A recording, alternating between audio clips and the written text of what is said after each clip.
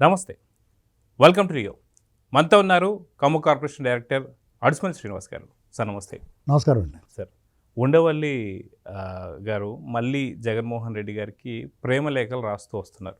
ఓ పక్క మనసు విరిగిపోయిందని చెప్పేసి విజయసాయి రెడ్డి బయటకు వచ్చిన తర్వాత చెప్పే లెక్క ఒకటే, అదేవిధంగా ప్రేమ లేఖలు రాస్తున్నటువంటి ఒక ఉండవల్లి గారు మాట్లాడుతున్నా కూడా ఒకే రకంగా అనిపిస్తుంది. ఈయనేమో కూటమిని చీలిస్తే తప్ప జగన్మోహన్ రెడ్డి మళ్ళీ సీఎం కాడని చెప్పి విజయసాయి రెడ్డి చెప్తే, అసలు కూటమి ఉంది కాబట్టి జగన్మోహన్ రెడ్డి గెలవలేదు అని చెప్పేసి మాట్లాడుతున్నారు. కానీ 5 ఏళ్ల పాలన ఏదైతే 2019-24 దాకా జగన్మోహన్ రెడ్డి చేసిన అరాచకాలు, అవినీతి ఇవన్నీ మాట్లాడకుండా ఉండవల్లి గారు ఈ ప్రేమలేఖలు రాయడాన్ని ఎలా చూడాలంటారు? ఇప్పుడు ఇదంతా కూడా వీళ్ళు మనసు నిండా విషం నింపుకొని ఉంటారండి.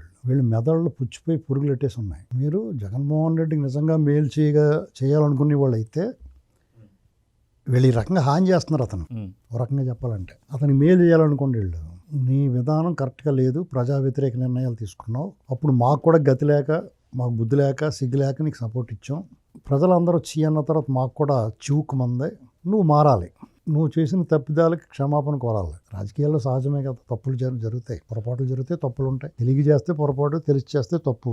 తెలిసి చేశాడు, ప్రజలు దాన్ని తిరస్కరించారు. నువ్వు తీసుకున్న నిర్ణయాలు అన్నిటినీ తిరస్కరించినట్టే, ఈవెన్ 3 రాజ్యాలతో సహా. ప్రజాభిప్రాయం అలా ఉన్నప్పుడు నువ్వేం చేయాలి?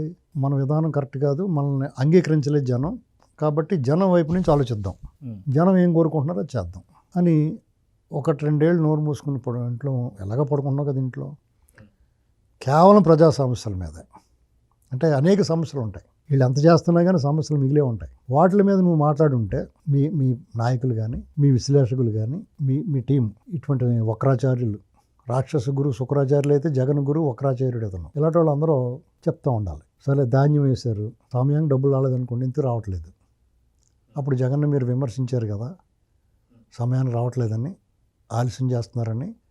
మీరు కూడా ఎందుకు ఆలస్యం చేస్తున్నారు? ఆ మాట అంటానికి ఈ ఛాన్స్ లేదు, ఎందుకంటే వెంటనే వేస్తున్నారు డబ్బులు. ఇలాగనమాట ఛాన్స్ ఇవ్వట్లేదు వీళ్ళు. అయినా సరే ఎక్కడో చోట దొరుకుద్ది. అమరావతి అని, పోలవరం అని రకరకాల అంశాలు ఉన్నాయి. పొరపాటు లేకుండా ఈ ప్రభుత్వం అంతా బేసిక్గా ఉందని ఎవడో చెప్పలేడు, ఎవడి వల్ల కాదు కూడా. అప్పుడు రాజకీయ పార్టీలు ఏం చేస్తాయంటే అది ఏది పొరపాటు ఉందో దాన్ని ఎత్తి చూపి వాళ్ళకి అలర్ట్ చేస్తాయి. వీళ్ళు ఏమనుకుంటున్నారంటే అలాంటి పొరపాట్లు, నిజంగా వాళ్ళు పరిపాలనలో చేస్తున్న పొరపాటుని ఎత్తి చూపిస్తే వాళ్ళలా మూర్ఖులు కాదు కదా వీళ్ళు, వెంటనే సరి చేసుకుంటారేమో మనం చెప్పకూడదు అనుకుని వేరే అంశాలు మాట్లాడుతున్నారు వీళ్ళు.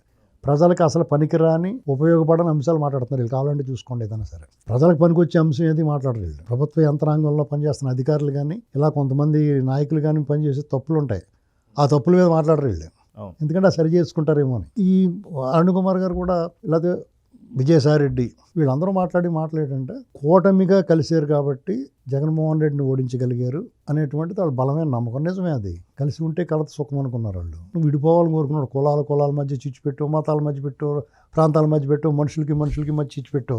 ఆఖరి నీ ఇంట్లో కూడా ఆ చిచ్చు పెట్టే క్రమంలో ఇప్పుడు దీపావళి సామాను కాల్చుకుంటూ ఉంటారు ఇంటికాడ, పొరపాటున వాళ్ళ సామాన్లోనే వాడేసుకుంటారు నిప్పు, మొత్తం అన్ని పేలిపోతాయి. అలాగా అతని ఇంట్లోనే నిప్పు పెట్టుకున్నాడు, ఇల్లు కూడా తగలబెట్టి. అంతే కదా, తల్లి చెల్లి దూరం అయిపోయారు కదా. అసలు వాళ్ళ ఆలోచన విధానం మారాలి. 2019-24 మధ్య రాష్ట్రంలో ప్రజాభిప్రాయాన్ని నువ్వు ఏ రకంగా తెలుసుకున్నావు?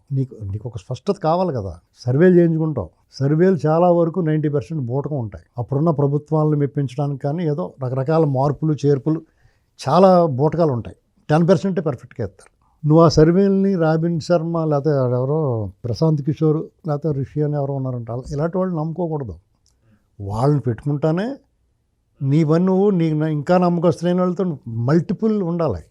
అనేక మార్గాల్లో నీకు సమాచారం రావాలి. అసలు ఎవరన్నా చెప్తే వినాలి ఫస్ట్, వినదగుని ఎవరు చెప్పినా. అందరూ రాజు స్థానంలో ఉన్నవాడు ఇంకా వినాలి.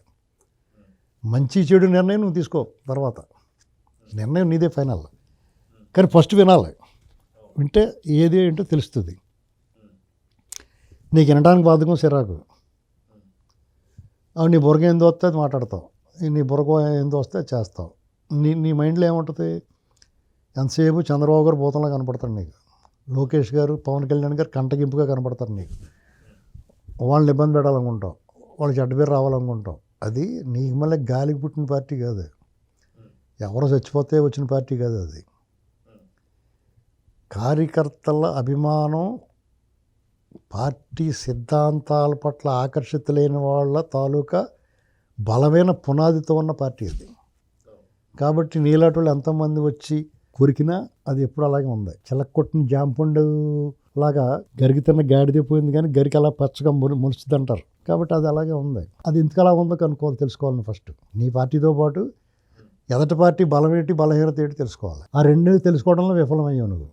నీకు ఈ బాగా ఊది వాళ్ళు కూడా చెప్పలేదు నీకు. తెలుగుదేశం పార్టీ బలం ఏంటి కార్యకర్తలే, స్వచ్ఛంద కార్యకర్తలు. నీకు మళ్ళీ ఎవడో ఎవరికి వాళ్ళకి సచిన్ రూపాయి కూడా ఎవరు వాళ్ళందరూ దూలకి పని చేస్తారు ఆ పార్టీకి అభిమానంగా పని రకరకాల కారణాలు. నీ పార్టీకి అలా కాదు కదా, నీకు పెడితే పెళ్ళి పెట్టబోతే నీకు అన్నీ దినం చేస్తారు. నీకు ఉన్నారు అటువంటి వాళ్ళు స్వల్పం. అది నీకు కూడా నువ్వు సత్తానంటే నువ్వేం చెప్తే మావిగానంటే మావిగాని ప్రచారం చేసేవాళ్ళు నీకు ఉన్నారు. అందులో 300 మంది నువ్వు డబ్బులు ఇస్తానే చేస్తున్నారు. ఇక్కడ అలా ఉండదు టీడీపీకి. ఇక కూటమి ప్రభుత్వం కూటమిగా ఏర్పడతా ఉంటే కూటమిగా ఏర్పడాల్సిన ఆవశ్యకత ఏర్పడింది అక్కడ రాష్ట్రంలో. ఎందుకంటే సమస్త జనులు నీకు వ్యతిరేకంగా మారారు. వాళ్ళే పార్టీలు కలిపారు. వాళ్ళేం కలవలేదు. Jaganmohan Reddy local body election జరిగినాయి అతను వచ్చిన తర్వాత. కరోనా వల్ల వాయిదా పడినాయి. యాక్చువల్గా అంతకుముందు నువ్వు పంచాయతీలో నామినేషన్ అయిన ఇచ్చారా మీరు? ఒకవేళ నామినేషన్ వేస్తే అని ప్రచారం చేసుకుని ఇచ్చారా? ప్రచారం చేసుకుని ఎన్నికల్లో నిలబడితే వాళ్ళ మనుషులు వాళ్ళని ఓట్లు వేసుకుని ఇచ్చారా? ఓట్లు వేసుకుని ఎన్నికలు నిలబడి ఎన్నికల తతంగం అయిన తర్వాత ఫలితాల ప్రకటనలో కూడా మీరు ఇబ్బంది పెట్టారు కదా. ఒకవేళ అన్ని దాటుకుని గెలిస్తే కూడా ఆయన ప్రలోభ పెట్టో భయపెట్టో బెదిరించి రకరకాలుగా లాక్కోవడం ప్రయత్నం చేశారు కదా. ఇవన్నీ చేయటం వల్ల నీకు ఏమైందంటే అభిప్రాయం ఏంటో నీకు తెలియలేదు. జడ్పీటీసీ, ఎంపీటీసీ, మున్సిపల్ ఎలక్షన్స్లో జరిగిన ఉప ఎన్నికల్లో నువ్వు ఇలాంటి నిర్బంధంగా వాళ్ళ చేత దొంగోట్లు వేయించుకుని నీ ప్రజాదరణ తగ్గలేదని నిరూపించుకోవడం కోసం నువ్వు చేసిన విన్యాసాల వల్ల గ్రౌండ్ రిపోర్ట్ నీకు తెలియలేదు. నీ చేతగానితనం, దద్దమ్మతనం, నీ తెలివి తక్కువతనాన్ని కూటమి కలిసి ఉండటం వల్ల ఓడిపోయావనుకుంటావు. నువ్వు కేవలం నీ వల్లే ఓడిపోయారు మీరు. నీ ఆలోచన విధానం వల్ల ప్రజాభిప్రాయం తెలుసుకోవడానికి అస్సలు ప్రయత్నం చేయకపోవటం వల్ల ఓడిపోయావు. ఇవన్నీ ఒక ఎత్తు. కరెక్ట్గా సార్వత్రిక ఎన్నికలకు ఒక సంవత్సరం ముందు పట్టభద్రులు ఎమ్మెల్సీ ఎలక్షన్ జరిగింది.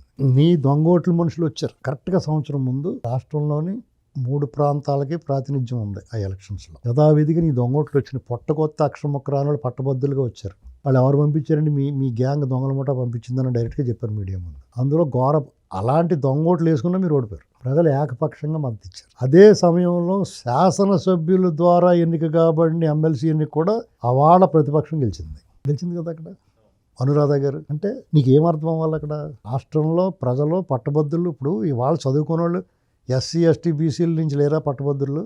నీకు మద్దతు నా బటన్ నొక్కితే లబ్ధిదారులు వీళ్ళందరూ నాకే ఉన్నారు అనుకున్నావు కదా. వాళ్ళందరూ చదువుకున్న వాళ్ళే కదా పిల్లలు. ఆయా వర్గాల నుంచి నీకు మద్దతు రావట్లేదు. అన్ని ప్రాంతాల పైగా నీ హార్డ్ కోర్ పులివెందుల్లో కూడా వాళ్ళు మెజారిటీ సాధించారు కదా. అప్పుడు నువ్వేం తెలుసుకున్నావు దాని నుంచి? మా ఓటర్లు వేరే ఉన్నారని చెప్పేసి మిమ్మల్ని మీరు మభ్యపెట్టుకున్నారు. ప్రజలు మభ్యపెడుతున్నాం అనుకుని మిమ్మల్ని మీరు మభ్యపెట్టుకుని గుప్పెట్లో నిప్పుతో యుద్ధానికి వెళ్ళారు. వైనాట్ 175, వైనాట్ కుప్పం, ఇలాంటివి సిద్ధం, ఇలాంటి మాటలు మాట్లాడారు. అప్పుడు కూడా డబ్బుతో కొనొచ్చు, డబ్బులతోటి చేయొచ్చు రాజకీయం అంటే ఈ ఎన్నికలు ఒక గుణపాఠం. ఒక అరాచకానికి, అధర్మానికి, దుర్మార్గానికి, దొంగతనాలకి, అవినీతికి వ్యతిరేకంగా ప్రజలు తిరుగుబాటు ఎలా ఉంటుందో చూపించారు. కూటమి అంటున్నా కదా, కూటమిగా రాకముందే వీళ్ళు నాలాంటి వాళ్ళు ఎప్పుడో చెప్పు నువ్వు మటాష్ అయిపోతున్నావు అని. కావాలితే మేము మాట్లాడి ఉంటే చూసుకోండి. కూటమి ఏర్పడిన తర్వాత ఇంకా బీజేపీ కలవడం వల్ల ఎంతో కొంత మైనస్ వచ్చి ఉంటుంది. టీడీపీ, జనసేన ఓకే, బీజేపీ వాళ్ళు కొంత మైనార్టీలకు అభ్యంతరాలు ఉంటాయి. అయినా మైనార్టీలు మెజారిటీగా ఉన్న చోట్ల కూడా మెజారిటీ వచ్చింది. బీజేపీ సీట్లు గెలిచినాయి. బెస్ట్ ఎగ్జాంపుల్ విజయవాడ, సుజనా చౌదరి గారు, ఆదోని ఇలాంటి చోట. అంటే నీ పట్ల వాళ్ళకున్న సిద్ధాంతపరమైన వైరుధ్యాలను కూడా పక్కన పెట్టి నేను చీకొట్టేశారు జనం కదండి. ఇంకా మీరు కూటమిగా వచ్చారు కాబట్టి ఓడిపోయాడు, లేకపోతే గెలిచేసి ఓడితను. కూటమిగా వస్తాయేటి, ఒక్కడొస్తాయేటి, 100 మంది వస్తాయేటి. నీలో సత్తా ఉంటే గెలుస్తారు. నిజంగా నువ్వు కావాలనుకుంటే ఎంతమంది వచ్చినా పోతారు నీలో నిజంగా ఉంటే. అదే మాట చంద్రబాబు నాయుడు గారు కూడా అనొచ్చు కదా. గతంలో వీళ్ళు బాబు అందరినీ పోగేసుకుని వెళ్ళాడు 2004లో. వీళ్ళందరూ కలిసి వచ్చారు కాబట్టి చంద్రబాబు గారు ఓడిపోయాడు, లేకపోతే చంద్రబాబు గారు గెలిచినటానికి అది ఆశాస్పదంగా ఉంటుంది. ఎందుకంటే అప్పటికే 10 ఏళ్ళు యాంటీ ఎస్టాబ్లిష్మెంట్ ఉంటుంది. 10 ఏళ్ళు ముఖ్యమంత్రిగా ఉన్నాడు ఆయన. కరెంటు ఇబ్బందులు ఉన్నాయి, రకరకాల సమస్యలు ఉంటాయి కదా. ఉద్యోగులందరూ కొంచెం వ్యతిరేకంగా ఉన్నారు, రైతుల్లో బాధ ఉంది. పైగా ఉచిత కరెంటు అనేటువంటిది 2వ సారి హామీ ఇచ్చారు స్పష్టంగానే. పాదయాత్ర, ఇన్ని అంశాలు కలిసి వచ్చినాయి. వేర్పాటువాదం కూడా వచ్చింది అప్పుడు, తెలంగాణ ప్రాంతీయవాదం. ఇలాంటి పరిస్థితుల్లో అతను పని జరిగిందని ఒప్పుకోవాలా. ప్రజా తీర్పుని గౌరవించాలి, శిరసా వహించాలి. 3 వచ్చినా 4 వచ్చినా 10 మంది వచ్చినా యువతల వాళ్ళు ప్రజాబలం ఉంటే వాళ్ళు 100 మంది వచ్చినా పోతారు, అంతే కదండి. కాబట్టి జగన్మోహన్ రెడ్డి గారికి ఇలాంటి మీకు ఇలా బేలతనం ఎక్కడ కనపడుతుందంటే విజయసాయి రెడ్డి అన్నాడు కూటమి కలిసి ఉన్నంతకాలం జగన్మోహన్ రెడ్డి గెలవలేడు అంటాడు. విజయసాయి రెడ్డి ఏమంటాడంటే కూటమిగా వచ్చారు కాబట్టి గెలిచాడు అంటారు. వీళ్ళందరూ మైండ్ సెట్ ఎలా ఉందంటే ఈ కూటమి ఉండడం వల్ల జగన్మోహన్ రెడ్డి పోతున్నాడు, లేదంటే జగన్మోహన్ రెడ్డి ఓడిపోవడం. మీరు అలాగే ఆలోచించాలి. చాలామంది జగన్మోహన్ రెడ్డి హితవు చెప్తున్నారు, నువ్వు మారాలి, నువ్వు ఇలా చేయాలని. నేను కూడా అంటూ ఉంటాను అప్పుడప్పుడు, కానీ అలా అనకూడదని నిర్ణయించుకున్నాను. ఎందుకంటే నువ్వు ఇలాగే ఉండాలి, నువ్వు ఇలాగే పిచ్చి మాటలు మాట్లాడాలి. నీ దద్దమ్మతనాన్ని వీళ్ళు ఎద్దుల్లో ఎదిగిన వాళ్ళు, మేధావులు అనుకున్న వాళ్ళు కూడా నేను పొగుడుతూ ఉండాలి. ప్రజలకు మీ మీద డోకు రావాలి, మళ్ళీ రాష్ట్ర ప్రజలు సుఖంగా ఉంటారు. ఎందుకంటే నీ రాజకీయంగా నీ ఆచూకీ కనపడదు. ఇప్పటికే ఆచూకీ లేదు, తర్వాత ఆనవాళ్ళు కూడా ఉండవు నెక్స్ట్ ఎలక్షన్కి. ఇప్పుడు ఆచూకీ పోయింది 2024కి, 29కి ఆనవాళ్ళు కూడా పోతాయి.